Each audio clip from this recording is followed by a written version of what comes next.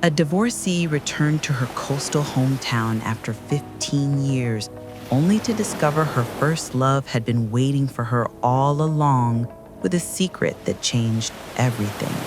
Before we get started, let me know in the comments, what's your favorite summer spot? And at the end, I'd love to hear what you thought of the story. Enjoy. Sarah Mitchell stepped out of her rental car onto the familiar cobblestone street of Charleston's historic district. The humid June air instantly wrapped around her like a memory she had desperately tried to forget. The smell of salt water mixed with blooming jasmine hit her. For a moment, she was 22 again, barefoot and in love. But the divorce papers in her purse and the silver threads in her auburn hair reminded her 15 years had passed since she had fled this place. "The house looks exactly the same," she whispered, staring at the pale blue Victorian. Her mother had maintained it perfectly until her death 3 months ago. Now it was Sarah's to deal with. The screen door of the house next door creaked open. The sound was familiar. She had heard it 1,000 summer nights when she would sneak out to meet Sarah. The voice was deeper now, rougher around the edges, but unmistakably his. Jake Callahan stood on his porch, coffee mug frozen halfway to his lips. He wore faded jeans and a white t-shirt that stretched across shoulders broader than she remembered. His dark hair was shorter, touched with gray at the temples, but those green eyes, which had once made her believe in forever, remained exactly the same. Jake. The name felt foreign on her tongue. "I didn't know you still lived here." He set down his mug on the railing, slowly, deliberately. "Never left, unlike some people who run from the sea?" The accusation hung in the morning air between them, heavy as the humidity. Sarah's fingers tightened around her car keys. "I had my reasons." "You had a scholarship to Columbia. That's not a reason, Sarah. That's an excuse. It's the reason your mother wanted you to have." "You don't know what you're talking about." She turned toward the house, but his next words stopped her cold. "I know you left 3 days after you promised to marry me. I know you never returned a single call, and I know your mother told everyone you were too good for this place now." Sarah spun around. "My mother said what?" Jake's laugh was bitter. "Didn't know?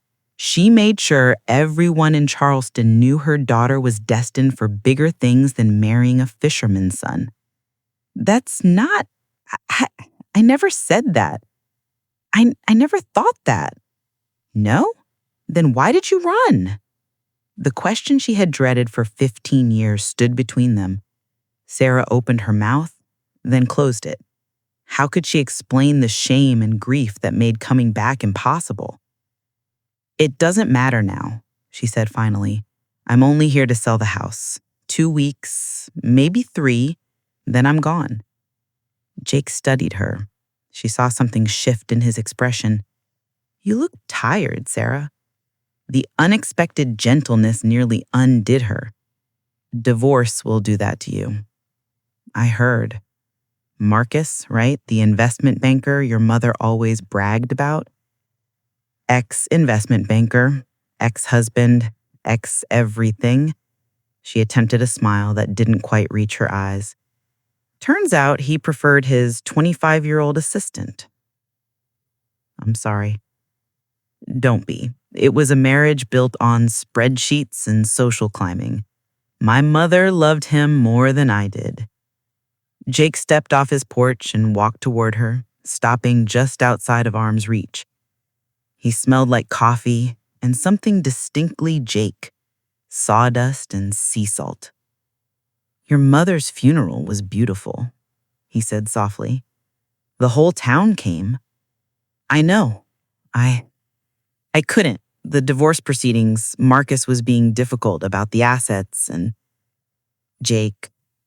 He said her name like a sigh. "You don't have to explain. Not to me." "I should go inside." The realtor is coming at noon.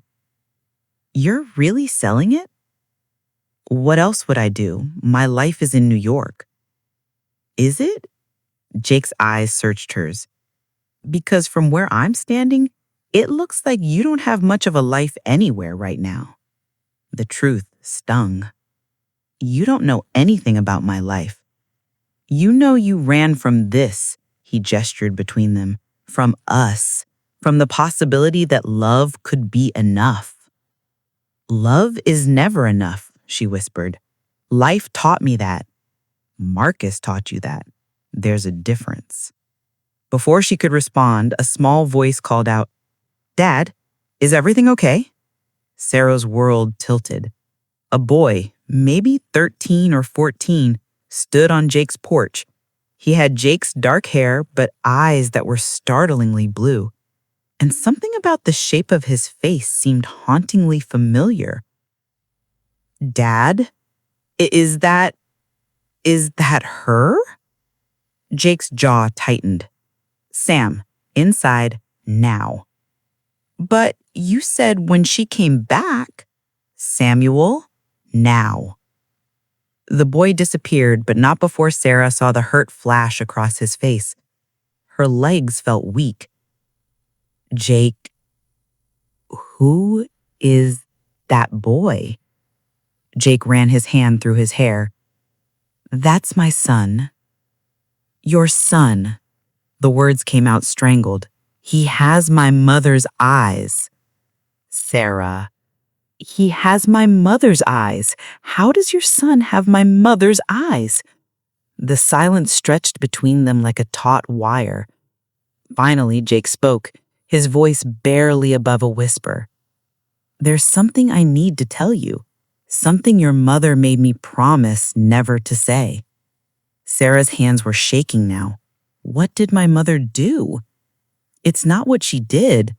Jake met her eyes, and the pain he saw there took her breath away. Sam isn't my biological son, Sarah. He's yours. That's impossible. I lost the baby. I had a miscarriage at Columbia. You had bleeding. You assumed it was a miscarriage.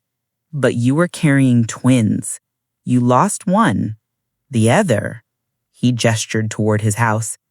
Your mother brought him to me when he was 3 days old. Said you didn't want him, that he would ruin your future. She begged me to take him, to raise him as my own. No. She shook her head violently. No. She wouldn't. I was in the hospital. They said she paid them to say that. She showed me the papers, forged your signature on the adoption documents. By the time I realized what she'd done, you were gone and wouldn't return my calls. I thought you knew. I thought you chose your new life over us. Sarah's knees buckled. Jake caught her before she hit the ground, his arms strong and familiar around her waist. I have a son. I've had a son for 14 years and I didn't know? Sarah, breathe. Just breathe. Don't tell me to breathe. She pushed away from him. Pure rage replaced shock. You've been raising my child for 14 years and you never thought to find me, to tell me the truth? I tried. God, Sarah, I tried everything. Your mother said you knew, that this was what you wanted. She showed me emails. Fake emails, like the fake adoption papers. Sarah was screaming now. She stole my baby, Jake. She stole him and gave him to you and let me believe he was dead. The front door opened again, and Sam stood there, his face pale. Dad, what's going on? Why is she yelling? Sarah's anger evaporated at the sight of him. Her son. Her baby who wasn't a baby anymore. Oh, God, she whispered. Jake moved between them protectively. Sam, go to Jimmy's house. I'll come get you later. But, please, son, just for a few hours. Sam looked between them, those blue eyes full of confusion and hurt. Is she my real mom? The question hung in the air like a physical thing. Jake's shoulders sagged. We'll talk about this later. That means yes. Sam's voice was flat. He looked at Sarah with an expression far too mature for 14. You gave me away. No. Sarah stepped forward, but Sam backed up. I didn't know you existed. I thought you died. That's convenient. Sam, Jake warned. What? She shows up after 14 years and suddenly she didn't know? Grandma Charlotte said. Your grandmother lied, Sarah interrupted, her voice breaking. She lied to everyone. To you, to your dad, to me. I never would have given you away. Never. Sam studied her for a long moment, then turned and walked into the house, slamming the door behind him. I hate him. Sarah covered her face with her hands. He hates me. He doesn't hate you. He's confused. We all are. Jake's hand touched her shoulder gently. Come on, let's go inside. You need to sit down. 10 minutes later, they sat at her mother's kitchen table. Tell me everything, she said finally, from the beginning. Jake leaned back in his chair. It was 3 days after you left for New York. Your mother showed up at my door at dawn carrying this tiny baby. She said you'd given birth early, that there had been complications, that you didn't want anyone to know. She said you especially didn't want me to know. And you believed her? Sarah, you just left me. You wouldn't answer my calls. What was I supposed to think? And there was this baby who needed someone. Your mother begged me. She said you'd signed papers, that it was all legal, that you wanted Sam to grow up here, by the ocean, with someone who would love him. You named him Sam? Despite everything, a small smile tugged at her lips. After your grandfather. Samuel Jackson Callahan. Your mother suggested the middle name. Jackson. I didn't realize until later it was my father's name. Sarah's throat tightened. She gave you hints, little pieces of truth mixed with her lies. Jake reached across the table, his fingers brushing hers. She loved you, Sarah, in her own twisted way. She thought she was protecting you. She was protecting her image of me, the successful daughter in New York, the one who escaped this small town. Sarah turned her hand over, linking their fingers without thinking. What did you tell Sam about me? The truth as I knew it, that you were young, that you had big dreams, that you loved him enough to give him a stable home. I never badmouthed you to him, Sarah. I couldn't. I loved you too much for that. The present tense of the word hung between them. Loved. He looks like you. Your smile, your stubborn chin. But those eyes, your mother's eyes, yours. He has your laugh, too, when he actually laughs, and your talent for math, which definitely didn't come from me. I need to see proof, Sarah said suddenly. The papers, the emails, everything my mother gave you. They're in my safe. But Sarah, there's something else you should know first. Jake's grip on her hand tightened. Your mother left you a letter. Her lawyer gave it to me at the funeral. Said I'd know when to give it to you. You've had a letter from my dead mother for 3 months? I was waiting for you to come home. I knew you would eventually. Get it. Now. Jake returned 5 minutes later with a thick envelope and a box of documents. Sarah's hands shook as she opened her mother's letter. My dearest Sarah, if you're reading this, then you know the truth about Samuel. I don't expect forgiveness. I know what I did was unforgivable. But please understand, I watched you bleeding, crying, convinced you'd lost everything. The doctors said one twin had died. The other was weak but alive. You were delirious with grief and medication. I made a choice. Perhaps the wrong choice, but I made it from love. Sarah's voice cracked. She continued reading silently, tears streaming down her face. The letter detailed everything, the fraud, the bribes, the web of lies, but also her mother's fear that Sarah would give up Columbia, give up her dreams to raise a baby alone at 22. She thought she was saving me, Sarah whispered. She destroyed me instead. You're not destroyed. Jake moved around the table, kneeling beside her chair. You're here. Sam's here. It's not too late, isn't it? My son thinks I abandoned him. I'm a stranger here now. You're not a stranger to me.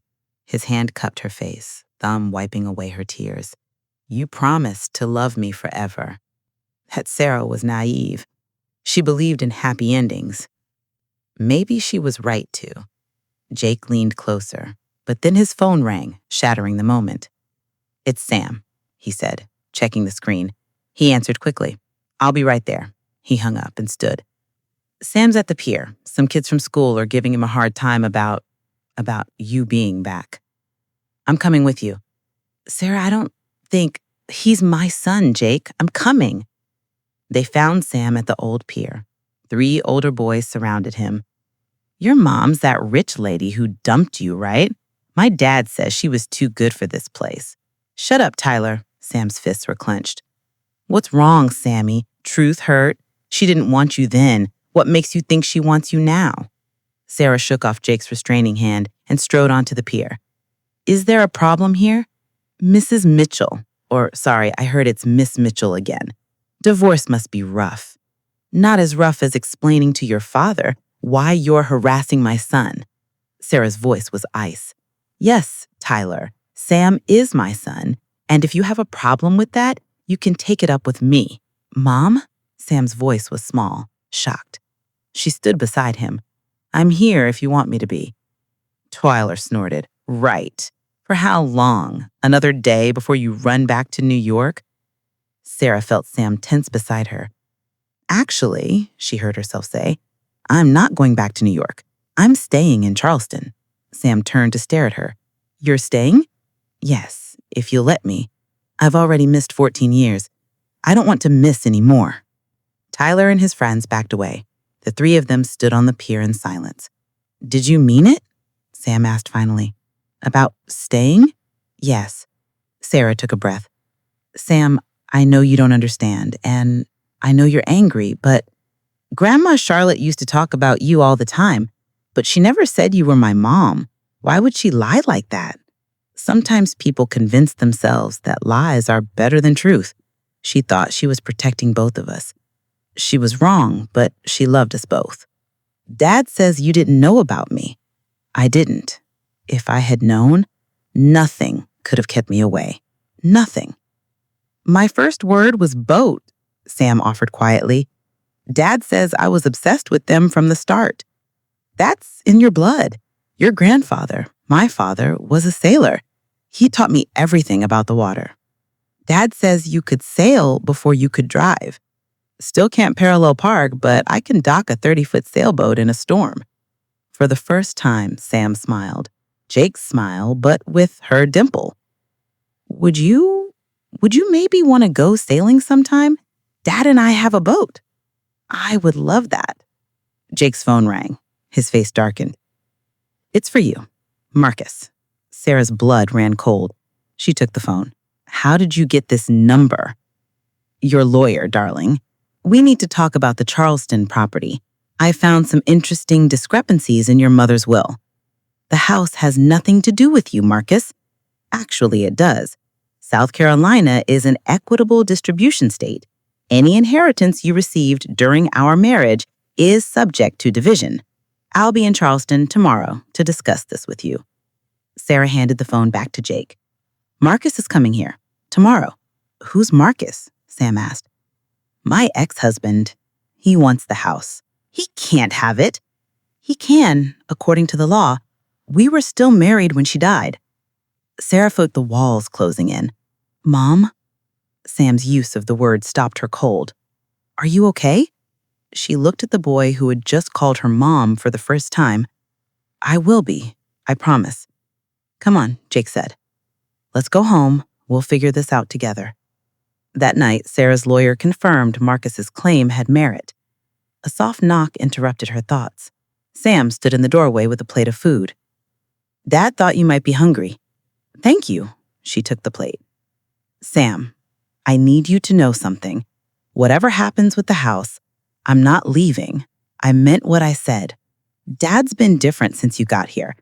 Happier, but also sadder, if that makes sense. It does. He kept every picture of you.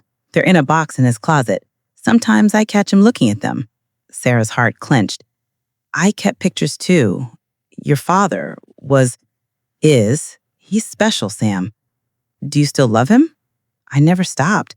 I just got very good at pretending I had. The next morning, Marcus arrived. Sarah met him on the porch.